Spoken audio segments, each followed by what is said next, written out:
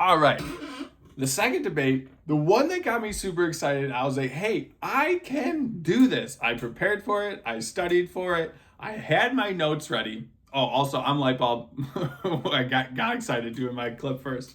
I'm Lightbulb. Welcome to Lightbulb Chats. I'm talking about right now my debates, but my goal is to talk on a subject, come up with what I think my best solution is. I got into this because I severely dislike the debate styles I'm seeing right now on YouTube. Even Charlie Kirk had he had a great debate style. For it was exciting regardless of what you thought about his views, but I don't feel like we came up with a lot of solutions, and Americans don't have solutions anymore. They just have a side that they're fighting tooth and nail for rather than the best answer. I want to come up with the best answers.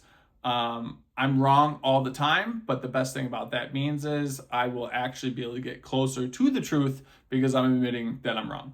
But I won this one. So the debate topic was feminism. It was the single most destructive thing to our society. Quickly on in the debate, not with me, with another woman. I gotta remember her name. He said, yeah, it's probably not the most destructive. And I was like, okay. Even that, I would like to prove everything that he was blaming on feminism was actually something else, and that feminism was not a bad thing. I don't think I have my notes on that one, but I was really excited about this, so I can remember it.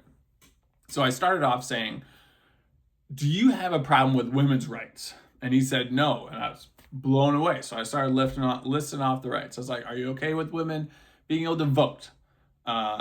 This debate was with Ben Azuli. I said it in the one I recorded 32 seconds ago, or King Azulai. So I asked him, are you okay with women being able to vote? He said yes. Are you okay with women being able to own property? He says yes. I'm like, man, this is going smooth. And then lastly, I was like, are you aware that women used to not be able to file or go to the police and accuse their husbands of rape because once they married their husband, that was part of the contract. It was not rape if sex was forced upon them. They agreed into that. He was a little bit confused on that. So I wasn't looking to trick him. I was looking to say, hey, women, the feminism movement was looking for equality. Now, obviously, we have fanatics in everything. So wokeness, we got to look up the definition. We can talk about what woke is later. But we'll just start with women looking for equal rights. What happened from that process is we're becoming equal. That's the goal. We're not fighting with that. I'm fumbling here, trying to look at it. I don't have my notes.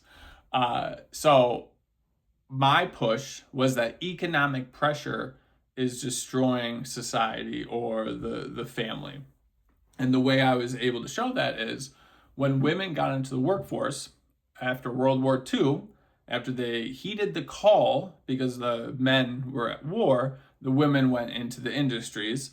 And then once the men came back, the businesses are like, hey, we got a pretty big labor pool right now.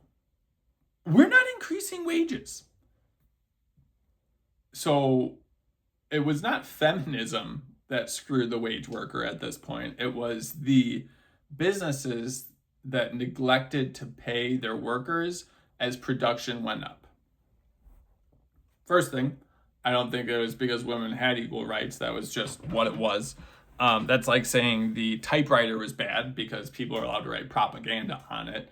I think some people took advantage of it, and I think we should fault those people. So then we move into the later part of the discussion. I was like, okay, so you think women don't want to get married as much anymore because they want to show they're strong, independent. And my argument was, it's not that they want to say that like, hey, I don't need you anymore. They want to pick a partner where they want to live with you. So it's interdependent. They can depend on each other. women used to have to marry for money, for security, and that was about it. So the standard to be a husband was not very high. You just had to have money and be able to throw your weight around a little bit. So when women were gaining their equality, their standards rose, and that just made it a little bit tougher. He conceded so early in this discussion. Like I was not even halfway through the conversation, because everything that he brought up, I would just say, well, if you look at the reason why the family structure is breaking, it's because the affordability to purchase a house since the 1980s has gone down. So now both family members need to be working. So they're spending less time with their kids. They're spending less time with each other. And that ultimately is going to deteriorate a relationship.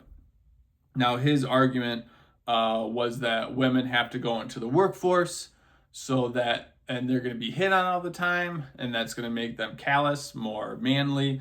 And I said, once again, this is not due to women wanting to be free, but it's because they can't graduate high school and just have a man pay for their things now. That's just not an option. No one's making enough money to do that, or not a lot of people are able to do that. I was really excited with this debate. I looked at I want to say commentator, I looked at the guy running the debate. I felt like I won pretty early on, but this just showed me I can have a conversation with someone with a very different view, and we can come to a common resolution. And that's what I want to do all of these about. I wanted to debate everybody on each topic because I want to find out the best solution or the reason why something happened so that we can improve things. And in that point, at some point, we'll talk about minimum wage. Should it be $50 an hour? Should we take away minimum wage like like some other countries, but they have strong labor union laws and there's a bunch of unions. Pros and cons. I want to talk about them all. Follow, like, comment below. And I think I have one more. I think that was it. Oh, there was one thing on mental health I didn't get to talk to him about, but I want to talk to you guys about.